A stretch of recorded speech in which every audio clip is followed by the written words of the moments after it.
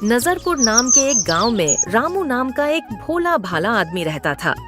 गांव में उसका एक छोटा सा घर था जिसमें वह, उसकी पत्नी और उनका नवजात बच्चा रहते थे। रामू के पास जमीन तो बहुत थी पर सारी बंजर थी। उस पर कुछ भी उपजता नहीं था, इसलिए वह गांव के सेठ जी की दुकान पर काम करता था।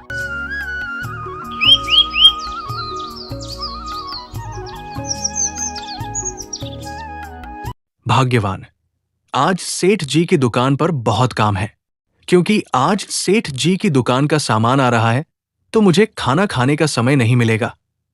तुम किसी से कहकर मेरा खाना दुकान तक भिजवा देना। रामू दुकान के लिए निकल जाता है, लेकिन गांव में आज कोई ऐसा नहीं दिखता जो खाना दे आए। मजबूरन उसकी पत्नी खुद खाना लेकर निकल पड़ती है। रास्ते में उसे एक सांप काट लेता है। दर्द से तड़पती हुई वह जमीन पर गिर जाती है और लोगों की भीड़ जमा हो जाती है। रामू, तुम्हारी पत्नी को सांप ने काट लिया है, जल्दी चलो। रामू दौड़ता हुआ पहुंचता है, लेकिन देर हो चुकी होती है। उसकी पत्नी की मौत हो जाती है। तू मुझे और इस बच्चे को अकेला छोड़कर चली गई। इससे अच्छा तो मैं भी मर जाता। 20 साल बाद रामू का बेटा शेखर बड़ा होकर सरकारी बिजली विभाग में नौकरी पा जाता है। बेटा, आज लड़की वाले तुम्हें देखने आ रहे हैं। कुछ समय बाद लड़की वाले आ जाते हैं। शेखर का रिश्ता अंजलि से तय हो जाता है और दोनों की शादी बड़े धूमधाम से होती है। एक दिन शेखर अंजलि से कहता है, अंजलि, ये पैसे अलमारी में रख देना। इतने सारे पैसे? शेखर बेटा, तुम इतनी तनख्वाह तो कमाते नहीं, तो तुम्हारे पास इतने सारे पैसे कहां से आए? पिताजी, ये तनख्वाह नहीं, कमीशन है। लोग खुद ही दे देते हैं। मतलब घूस? बेटा, मैंने तुझे ईमानदारी से बड़ा किया और तू आज भ्रष्टाचार में डूब गया।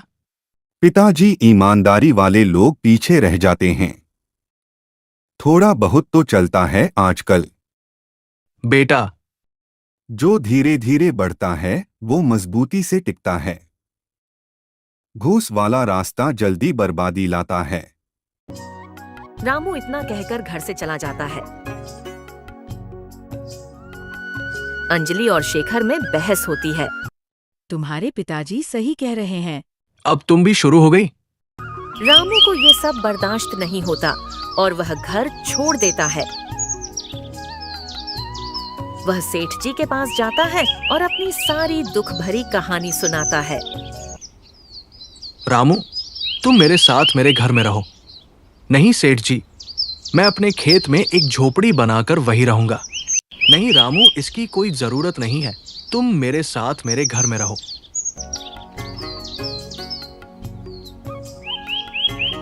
आज तुम्हारा चेहरा इतना उजड़ा उजड़ा क्यों लग रहा है?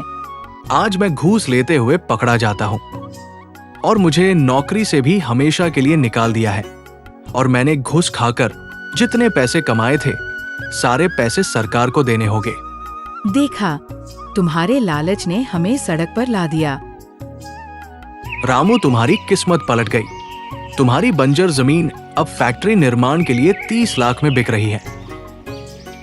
कुछ दिन बाद सेठ जी रामू के पास जाते हैं और कहते हैं, रामू, बधाई हो, तुम्हारी जमीन बिक गई पूरे 30 लाख में। अरे सेठ जी, मुझे यकीन नहीं हो रहा कि मेरी जमीन बिक गई।